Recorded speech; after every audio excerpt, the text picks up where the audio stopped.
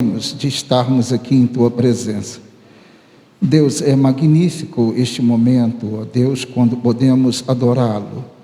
Nós não viemos aqui para pedir coisas, bens, não viemos aqui pedir carro, casa. Nós estamos aqui para adorá-lo, Senhor. Deus, receba o nosso culto, a nossa devoção a Ti. Que Teu Espírito Santo fale profundamente aos nossos corações nesta noite, através do Teu servo Ilquias.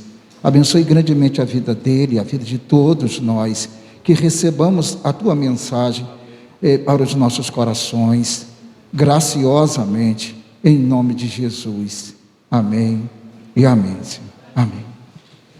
Irmãos, eu esqueci de falar, o pastor Ronaldo, ele é irmão da irmã Tânia. Os dois são irmãos, né? O pastor Ronaldo é irmão da irmã Tânia. Ilquias, quer usar o púlpito? Pode usar, aqui mesmo. Deus te abençoe. Amém. Boa noite, meus irmãos. Mais uma vez, né? Boa noite, graça e paz. Vou ficar aqui embaixo mesmo, para ficar mais perto dos irmãos. Talvez ser até melhor compreendido. Colocar aqui, isso aqui é muito chique, hein? Aí, ó, interessante, nunca usei essa tecnologia. Ela é para cá, né? Nunca usei essa tecnologia, muito chique. Irmãos, é uma maravilha estar aqui, é um motivo de grande honra, motivo de grande felicidade. A igreja aqui tem alguns amigos da minha família, eu me sinto muito bem, né? O meu pai, a minha tia Tânia, maravilhosa, né? Uma pessoa assim que está sempre na nossa história, na nossa família, obviamente, porque é irmã do meu pai. Mas é uma pessoa que está sempre nos auxiliando, sempre sendo um braço forte, um braço direito do meu pai, braço direito de todos os irmãos, né? Por parte que o meu pai tem. E os outros irmãos nós iremos nos conhecer, como o pastor Silvio colocou, antes de nós iniciarmos aqui, né? Os outros irmãos, se Deus quiser, nós iremos nos conhecer. Meu nome é Ilquias, como os irmãos já conseguiram perceber, tenho 25 anos. Basicamente aí quase 2 décadas sou membro da Igreja Batista, da primeira Igreja Batista em São João do Paraíso, a igreja do meu pai, tenho a honra de congregar lá. Atualmente resido em Itaperuna há mais ou menos 7 anos. Sou neto da Matilde, que talvez alguns irmãos conheçam, neto do Francisco Nunes Sobrinho, talvez também alguns irmãos conheçam aqui. E obviamente não vou falar mais de mim, porque eu não importo. O que importa aqui é a palavra de Deus. E vamos passar o que nós temos para tratar aqui. O título é bem simples, 3 palavras: o nosso Saul. Os irmãos podem repetir? O nosso Saul. O que é isso? Que nosso Saul? Eu não tenho um filho chamado Saul, eu não tenho irmã. Glória a Deus, muito obrigado, tá? Eu não tenho nenhum filho chamado Saul, não tenho nenhuma criança na minha casa sob os meus cuidados, nenhum cachorro, nenhum gato chamado Saul. Que Saul é esse? Vamos continuar aí para vermos o que Deus tem para nos tratar. Está um pouco pequena a letra, irmãos? Os irmãos conseguem ler? Dá para ler? Amém? Pode aumentar aí? Talvez seja bom aumentar. Mas é 1 Samuel, os irmãos que quiserem abrir suas respectivas Bíblias, 1 Samuel capítulo 8, versículo 5 ao 7. Vou pedir aos irmãos que abram as suas Bíblias aí para nós lermos esse primeiro texto, esse primeiro trecho bíblico, nós possamos abordar aí o que Deus quer para as nossas vidas. As orações já foram feitas, graças a Deus. Foi feita por um homem de Deus chamado Ronaldo Viana da Silva. Então, iremos aqui agora tão somente abordar o que Deus tem para nós por meio das suas escrituras. 1 Samuel capítulo 8, versículos 5 ao 7. Tem aí? Ele foi lá onde a fonte. Vamos lá, todos vamos ler então. E eles disseram: veja, você está ficando velho. Vamos ler, irmãos? E os seus filhos não andam pelos seus caminhos. Por isso, queremos agora que você nos constitua um rei para que nos governe, como acontece em todas as nações.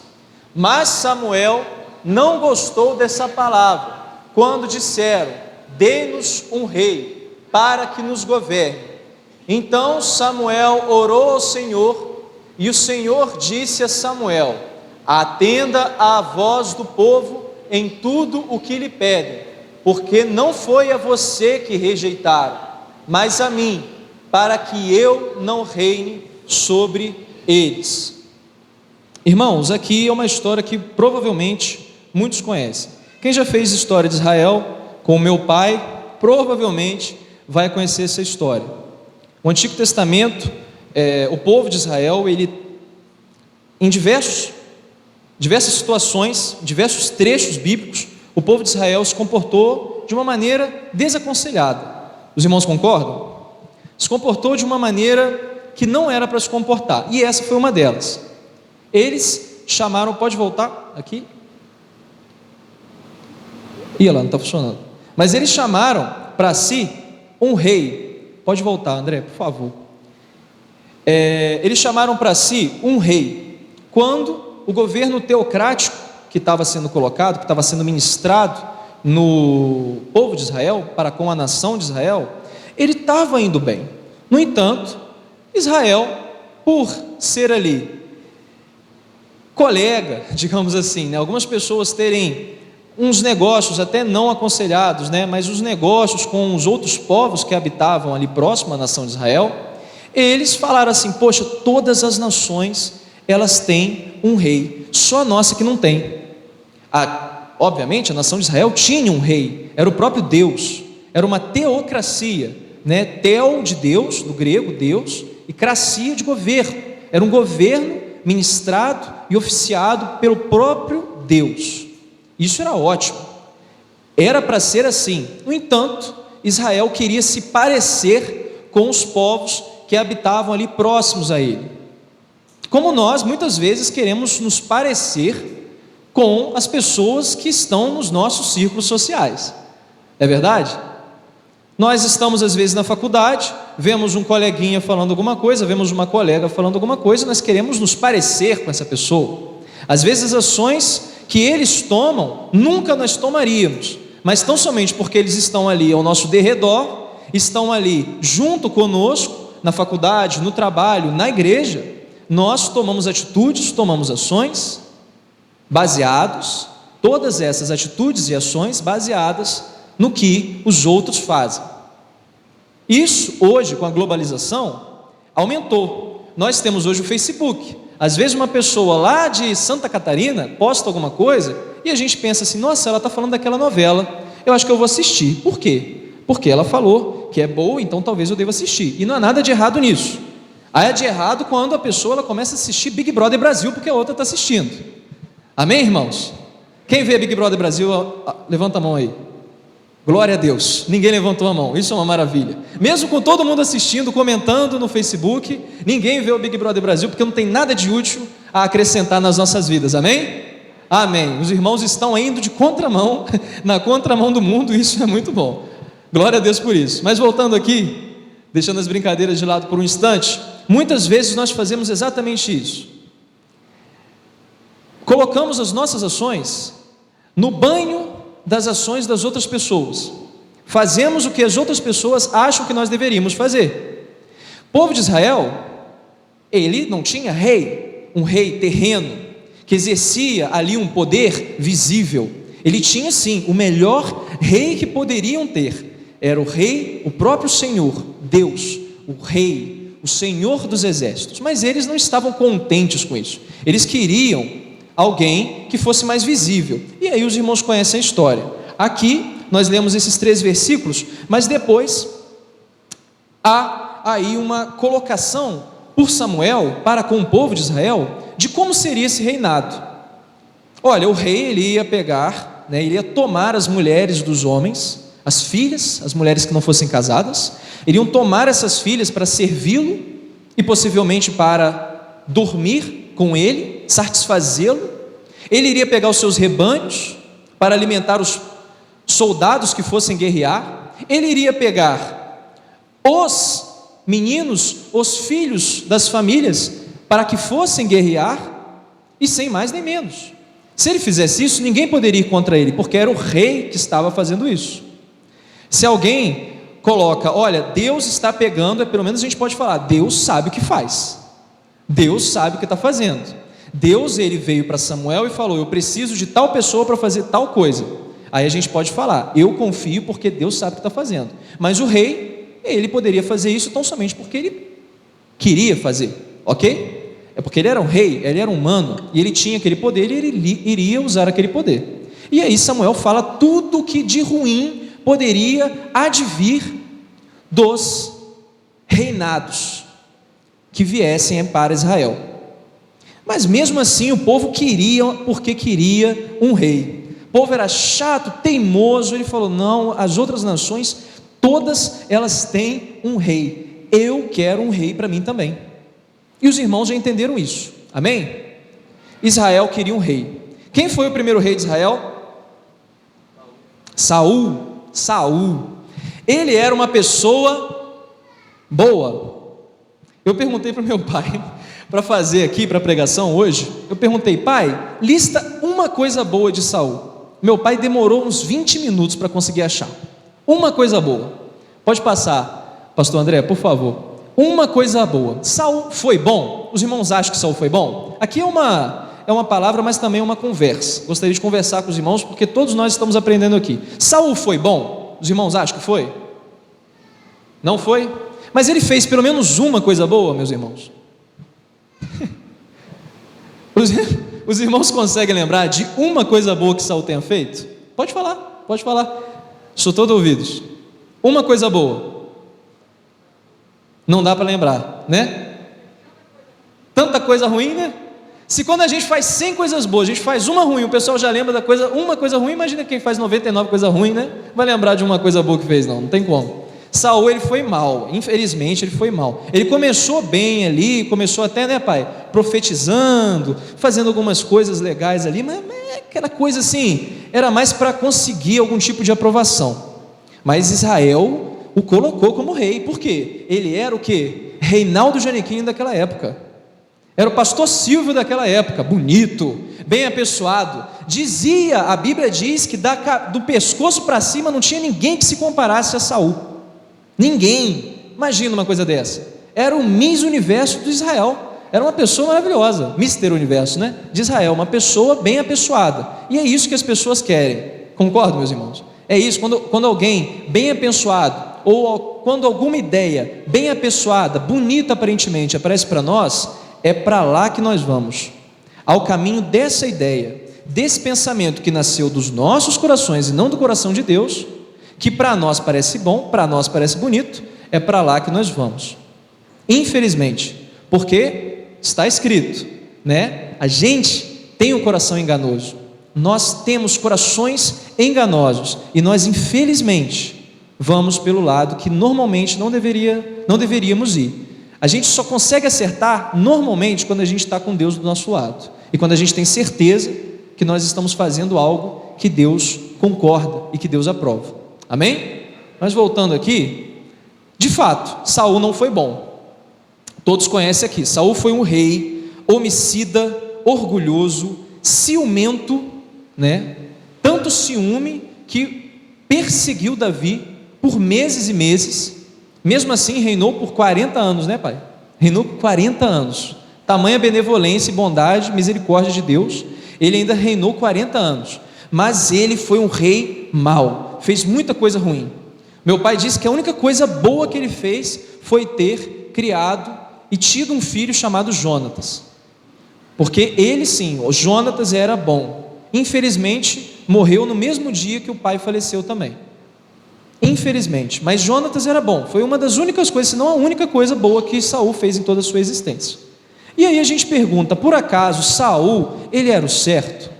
Essa é a parte introdutória do que nós queremos abordar, mas também já passando para o que é importante, porque eu não vou me delongar muito aqui, passando para o que já é importante dentro dessa mensagem, e dentro dessa conversa que nós estamos tendo. Saul, meus irmãos, ele era mau, mas ele era o certo, Deus o colocou ali, ou melhor dizendo, Deus permitiu que aquilo ali acontecesse, mas ele pelo menos tinha algum plano em relação àquilo ali? Deus pelo menos tinha pensado em Saul para ser o ascendente do Messias? Deus tinha pensado nisso? Deus tinha pensado? Será que o povo de Israel, ele teve oportunidade de escolher o que era certo para ele? E aí a gente consegue ver, passando por favor, pastor André, a gente consegue ver que o povo de Israel, ele tinha um grave defeito. Eles eram muito preocupados com a palavra de Deus, mas muitas vezes, por conta dos seus corações enganosos, eles não se preocupavam com o Deus da palavra. Eles não se preocupavam com a promessa que Deus já tinha feito, o que Deus já tinha colocado desde o Gênesis, desde o livro Gênesis, desde o primeiro, desde o primórdio. Judá, vamos ler aqui, Gênesis 49, versículos 9 e 10. Judá é um leãozinho, da presa subiste. Filho meu, encurva-se e deita-se como um leão, e como um leão velho. Quem o despertará? O cetro não se arredará de Judá, nem o legislador dentre seus pés, até que venha Siló, e a ele se congregarão os povos. O cetro não se arredará de Judá. O que isso quer dizer? O que isso quer dizer, irmãos? O cetro não se arredará de Judá. O que é um cetro? Oi? O que é um cetro? Bastão do rei. O que isso quer dizer? Saul nunca deveria ter sido rei em nenhum universo existente. Saul poderia ter sido eleito rei, mas quem iria eleger Davi, que era um homem segundo o coração de Deus, mas que pastoreava as ovelhas, era baixinho, não tinha conhecimento de batalha talvez, mas matava leão, matava urso quando queria comer as ovelhas dele, mas ninguém prestava atenção no Davi. Prestaram atenção no jovem bem apessoado, filho de uma pessoa importante, chamado Saul. Hoje, quem pode ser o nosso Saul na nossa existência? Nas nossas vidas, quem ou o que pode ser Saul? Quais ideias nossas estão embasadas na verdade e na palavra? Se nós lermos um pouco a Bíblia e orarmos um pouco, quem ou o que tem de fato algum tipo de verdade, algum tipo de veracidade, algum tipo de confiança? Às vezes nós, por querermos nos parecer com as outras pessoas, com as pessoas dos nossos trabalhos, dos nossos respectivos colégios, das nossas escolas, faculdades, até mesmo igrejas, nós queremos fazer algo que não tem qualquer tipo de acordo com a palavra de Deus. Nós elegemos nas nossas vidas Saul para lá, Saul para cá, esquecemos de que nunca poderíamos fazer aquele tipo de coisa. Tomamos decisões erradas, nos pervertemos no meio do caminho, tínhamos um destino certo e desviamos porque nos iludimos com uma promessa vazia de alguém que não tem poder nenhum, que é Satanás. Às vezes ele vem, mascara o que ele tem nas nossas vidas, nós ficamos todo alegres, né? Meu Deus, descobri a fórmula da felicidade, e vamos ao encontro disso, e nos enganamos, assim como Israel se enganou em relação a Saul. Quantas vezes nós fazemos isso? Seja no nosso trabalho, seja na nossa faculdade, seja nos nossos, até mesmo na igreja. E eu falo até mesmo na igreja, falei isso 3 vezes já, porque até mesmo na igreja nós costumamos cometer enganos. E como é difícil quando nós erramos, não só para nós, mas também para as pessoas que amamos. Isso tem sido muito real na minha vida nos últimos tempos. O quanto as minhas decisões impactam as pessoas que estão à minha volta. O quanto eu, como crente, como cristão, como filho de Deus, creio piamente salvo pelo seu sangue, mesmo com todos os meus erros e as minhas falhas, mas o quanto as minhas ações impactam as vidas das pessoas que estão ao meu redor, e o quanto, por conta das minhas ações, as pessoas podem sofrer amargamente, por falta de sabedoria, ansiedade, e falta de inteligência emocional e, acima de tudo, falta de conhecer a Deus. Vamos a um exemplo. Pode passar, pastor André, por favor. Vamos a um exemplo. Primeiro essa palavra, né? Todas as escolhas possuem consequências, e as consequências de deixarmos Deus de lado não são boas. Isso é fato. Vamos lá. Aqui é um trecho de Josué, capítulo 6, versículo 17 ao 19, quem quiser abrir na sua Bíblia para conferir algum tipo de tradução. Mas o que acontece? Aqui, todo mundo conhece a história ali do livro de Josué. O tempo no deserto, as pessoas ali, elas se enganaram, né, obviamente, né, procuraram seus próprios interesses e ficaram ali rodando em círculos durante mais ou menos 40 anos. E aí, em Josué capítulo 6, nós conseguimos ver que o povo está avançando, ele está começando a conquistar o que era a promessa, Canaã, estava começando a conquistar, estava começando a ir ao encontro do que eles deviam já ter encontrado há muitas décadas, mas não tinham encontrado por conta do coração pecaminoso deles. E aí, nós temos aqui um exemplo clássico de algo que pode dar certo e algo que pode dar errado quando nós agimos de maneira errada e desobedecemos a palavra de Deus. A cidade, com tudo que nela existe, será consagrada ao Senhor, para a destruição.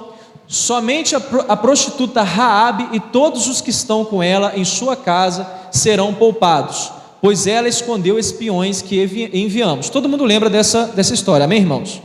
Prostituta Raabe faz parte até da genealogia de Jesus, por misericórdia, faz parte da genealogia de Jesus, todo mundo lembra dessa história. Mas fiquem longe das coisas consagradas, não se apossem de nenhuma delas, para que não sejam destruídos. Do contrário, trarão destruição e desgraça ao acampamento de Israel.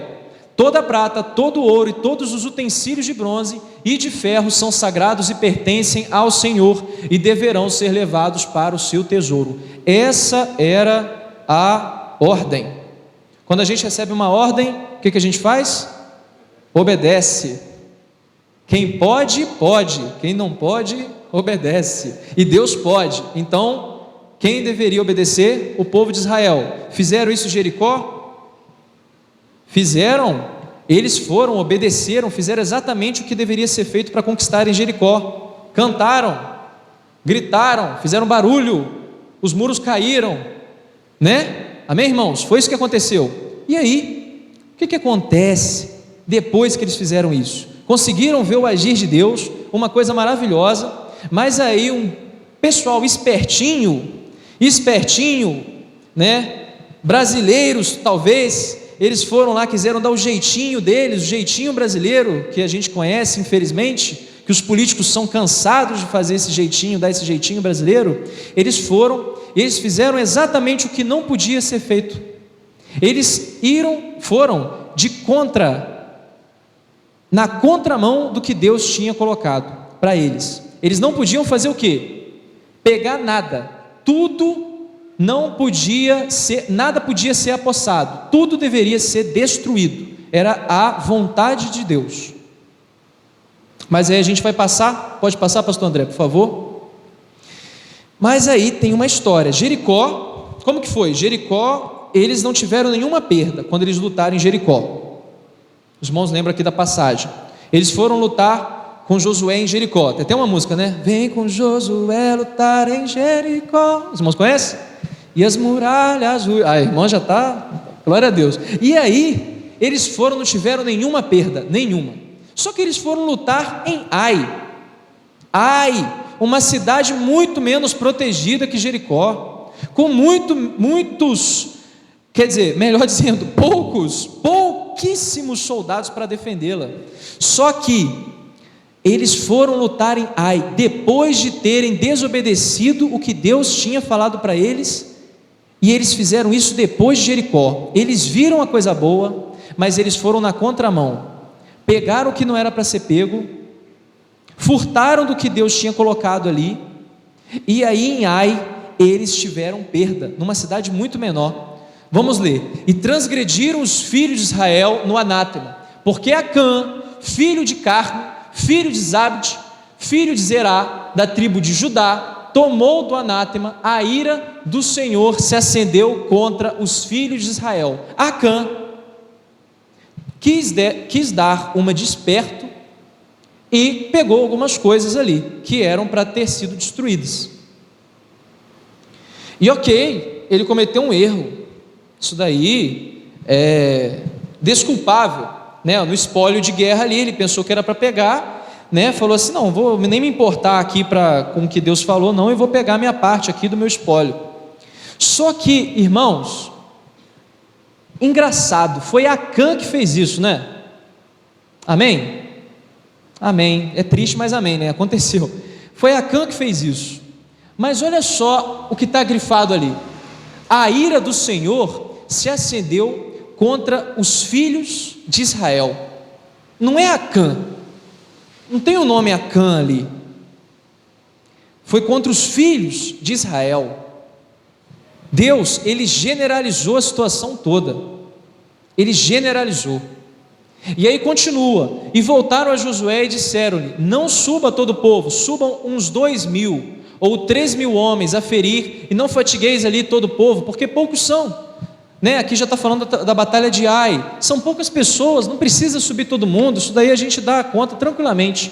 Assim subiram lá o povo, uns 3.000 homens, os quais fugiram diante dos homens de Ai. E os homens de Ai feriram deles uns 36, e os perseguiram desde a porta até Sebarim, e os feriram até a descida, e o coração do povo se derreteu e se tornou como água.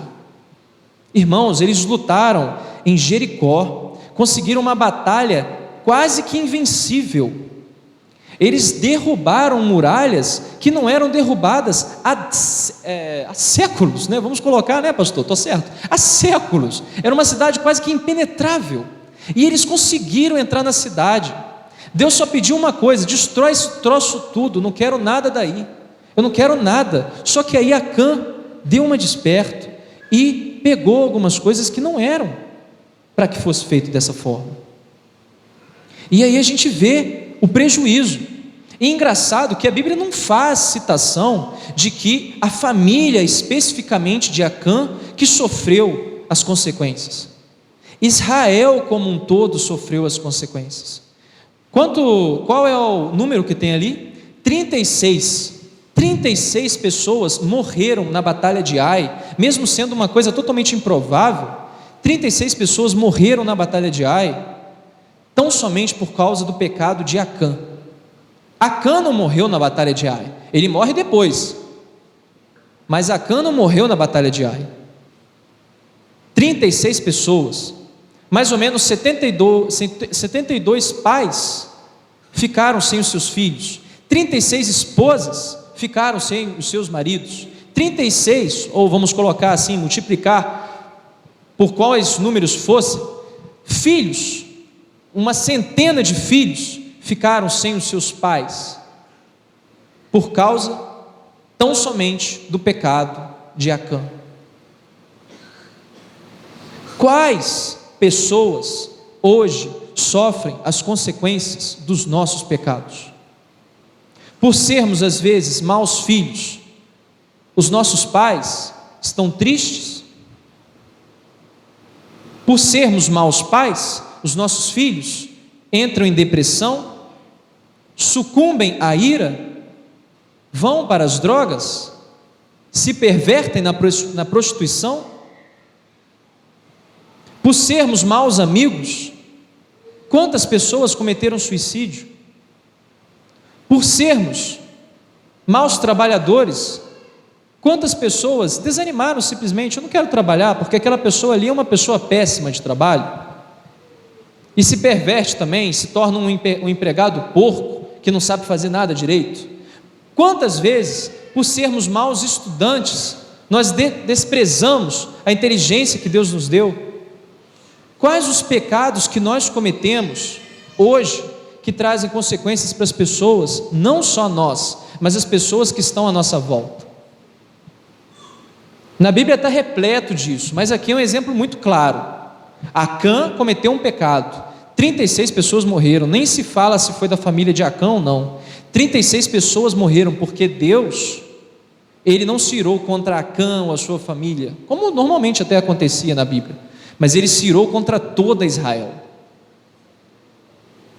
Contra toda Israel.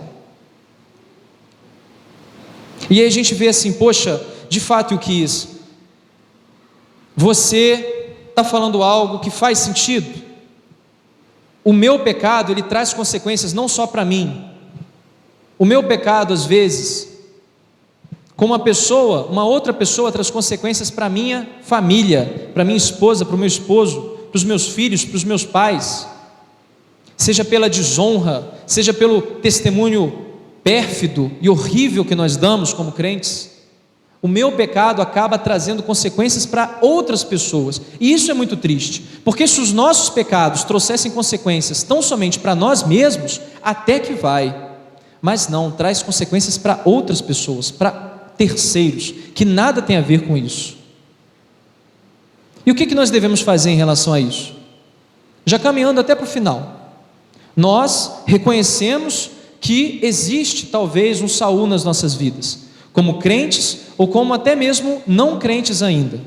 Nós reconhecemos que há coisas nos nossos corações que nós devemos mudar, há coisas nas nossas vidas que nós podemos modificar, mas não simplesmente para parecermos melhor, para sermos melhor tão somente do ponto de vista humano, mas para parecermos mais com Jesus Cristo, que sempre buscou a vontade do Pai e nunca a própria vontade, que na cruz falou: passa de mim esse cálice, mas porventura não for da sua vontade, não for o que o Senhor quer, que seja feita a sua vontade.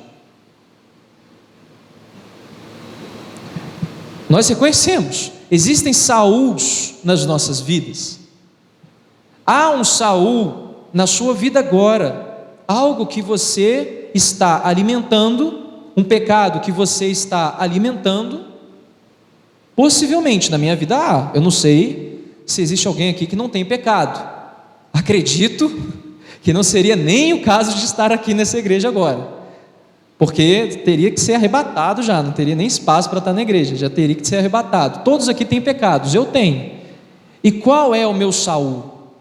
Qual é a coisa que às vezes me ilude a ir ao encontro dela, mas que, para falar a verdade, não tem nenhuma base bíblica e não tem nenhum tipo de racionalidade, não faz sentido algum?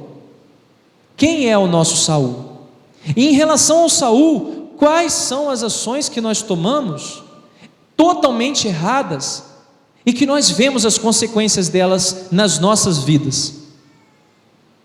Reconhecemos um Saul, os irmãos devem estar reconhecendo agora, dentro dos seus respectivos corações: olha, tem isso no meu coração que eu sei que está errado, mas eu continuo fazendo porque me faz bem, me dá prazer, infelizmente. É efêmero, é momentâneo, mas me dá prazer. Mas você reconheceu, é a primeira parte. Agora você reconhece da consequência desse seu pecado, é a segunda parte. Ótimo, conseguiu ali densificar qual é a consequência do seu pecado. A quem esse pecado traz consequências? Se só a você ou a outras pessoas? E o que você deve fazer agora? Vamos passar então, pastor André, por favor? Já caminhando para o final. E quando vemos, que algo está errado, devemos lidar com isso. Pode passar, pastor André, por favor. Então Josué e todo Israel com ele tomaram a Acã, filho de Zerá, e a prata, e a capa, e a cunha de ouro, e seus filhos e suas filhas, e seus bois, e seus jumentos, suas ovelhas, sua tenda, e tudo quanto ele tinha, e levaram-nos até o vale de Acor. E disse Josué: por que nos perturbaste? O Senhor te perturbará neste dia. E todo Israel o apedrejou, e os queimaram a fogo depois de apedrejá-los, e levantaram sobre ele um grande montão de pedras, até o dia de hoje. Assim o Senhor se apartou a sua ira, pelo que aquele lugar se chama o Vale de Acor até o dia de hoje. O que eles fizeram? Não é, obviamente, aqui eu não estou fazendo uma apologia a um homicídio, meus irmãos? Não é, eu não gosto daquela pessoa lá, ela me irrita, ela é o meu Saul, eu não quero ela na minha vida, vou pegar e apedrejar a pessoa. Não pode, amém? Não pode fazer esse tipo de coisa. O Código Penal proíbe que seja feito esse tipo de coisa, não é esse tipo de coisa, mas a gente tem que apedrejar o que nos faz errar. Aqui Israel era um só, era um só. Quando Acã cometeu o pecado, 36 homens morreram, e não foi da família de Acã, foram 36 homens de Israel. Israel chorou, Israel sucumbiu aos prantos. Israel então tinha que tomar uma atitude e tirar do meio dele esse galho que estava sendo quebrado ali, que não estava servindo para nada. Tinha que lançar isso ao fogo, e literalmente lançaram ao fogo, jogaram fora aquela pessoa que trouxe aquele tipo de problema e consequência para toda Israel. É isso que nós devemos fazer, amém? Amém, irmãos? É isso que nós podemos e devemos fazer. Na nossa igreja hoje, a gente fala muito, não, eu vejo isso errado, eu acho isso errado. A gente fala, a gente fofoca sobre a consequência, sobre o problema, a gente fala sobre a consequência, sobre o problema, a gente fala com os outros sobre aquilo, a gente até pensa bastante naquilo, só que a gente não faz nada a respeito. Triste é quando a gente tem um pecado e a gente o trata como um bichinho de estimação, a gente não faz nada a respeito, e o bicho vai crescendo, vai crescendo, vai crescendo, e depois é mais difícil, cada dia que passa se torna mais difícil de matar. Triste é isso, triste é isso. Quando nós temos esses pecados, bichos de estimação, e nós vamos colocando isso dentro do seio da nossa família, dentro do seio dos nossos estudos, dos nossos trabalhos, seja o que for, a gente vai tratando aquilo e não trata a situação da maneira como deve ser tratada. Cortar o mal pela raiz. Israel, obviamente, dado o seu histórico, obviamente, tinha algo muito maltratado dentro de si. Acã não era uma pessoa que simplesmente apareceu do nada, falou, vou pegar isso aqui mesmo, vou desobedecer a ordem que foi dada por Deus. Não, ele tinha ali, obviamente, o seu histórico. Possivelmente ele já tinha feito isso outras vezes. Quando se cria uma regra é porque já foi objeto de algum tipo de problema. Então aquilo já tinha acontecido algumas vezes. Israel já tinha errado muitas outras vezes, seja porque reclamou do maná, seja porque tão logo conseguiu passar pelo Mar Vermelho já começou a reclamar de que no Egito era melhor, de que no Egito não passava tanto perrengue. Israel tinha os seus problemas, mas tratou os seus problemas? Tratou, irmãos. Aconteceu isso aqui, Israel melhorou? Acho que não. Jesus na cruz, eu acho que é um bom exemplo de que Israel não melhorou nada. Passaram milênio, né? Israel não conseguiu melhorar nada. Talvez pouca coisa, mas acredito que nada. Continuou com sendo o mesmo povo de dura cerviz, que não consegue abaixar a cabeça para o que Deus quer, que não consegue ver que existe um Davi logo ali à frente, e continua escolhendo Saul do dia de hoje. Quem é o nosso Saul? Quem é, irmãos, o nosso Saul? Quais são as consequências do Saul que nós estamos criando das nossas vidas? E, acima disso, o que nós podemos fazer para acabar com esse Saul, com esse Acã na nossa vida hoje? O que nós podemos fazer? A gente tem que cortar o mal pela raiz. Eu não sei, eu não conheço os irmãos ainda, eu não sei se os irmãos aqui todos são cristãos, mas isso não se aplica tão somente, não é porque eu estou pregando aqui, a gente está conversando sobre o Antigo Testamento, eu não quero prever que todos aqui são cristãos, porque todos conhecem muito bem a Bíblia e conhecem o Antigo Testamento, que muitas vezes é mais difícil de conhecer do que o Novo, né? Mas eu não estou querendo prever isso, eu quero que os irmãos sejam cristãos ou não, entendam essa palavra. Se forem cristãos, ótimo, a gente pode fazer algo para melhorar na nossa vida cristã, na nossa cristandade, a gente pode fazer algo para melhorar, a gente pode fazer algo para reverter o que o Acã está querendo fazer, o que Saul está querendo fazer. A gente pode tirar todo o orgulho da nossa vida cristã, todo o ciúme da nossa vida cristã, toda a loucura da nossa vida cristã, de ficar atacando lança nos nossos próprios irmãos, e a gente pode fazer algo a respeito. Mas se tem alguém aqui que não ainda aceitou Jesus, e eu digo aceitar porque os irmãos entendem melhor, mas eu fico mal de colocar isso como aceitar Jesus, porque Jesus é tão bom, a gente não deveria utilizar aceitar Jesus, né? Como que a gente fala, eu vou aceitar Jesus, como se Jesus fosse alguém que precisasse de aceitação, a gente que deveria ser aceito por ele. Mas enfim, para ficar mais fácil de fácil compreensão, se alguém aqui ainda não aceitou Jesus, há a oportunidade de escolher algo bom em vez dessa vida que você ainda escolhe.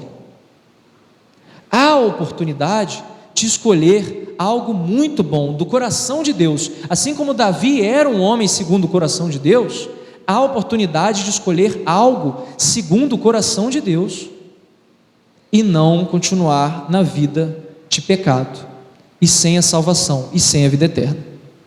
Amém, irmãos? Essa palavra ela serve não só para os descrentes, mas para os crentes também. E eu convido os irmãos a fechar os seus olhos agora. Convido os irmãos a fechar os seus olhos, e eu convido a fecharem mesmo os seus olhos e colocarem dentro de si e para si algo que foi tratado nessa mensagem, que é fazer algo a respeito, tomar uma atitude e não viver uma vida tão somente seguindo a manada, querendo se parecer com os povos que estão ao nosso derredor, com as pessoas com as quais nós praticamos algum tipo de negócio, com as quais nós conversamos, não querer parecer com essas pessoas, porque essas pessoas muitas vezes podem estar erradas, os corações delas podem ser enganosos, e o nosso também é enganoso, mas nós devemos parecer tão somente com Deus, e o que Deus quer para as nossas vidas.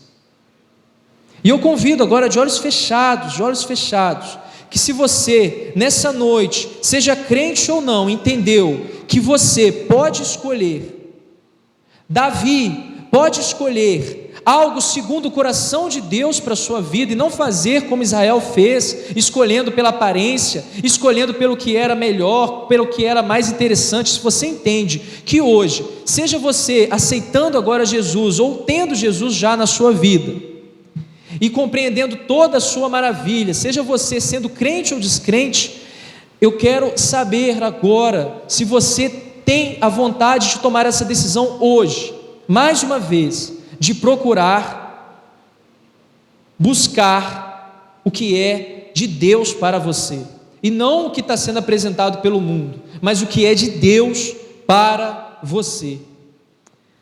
Quem tem esse desejo, eu convido que fique de pé agora como um ato simbólico de aceitação para o que essa palavra está trazendo.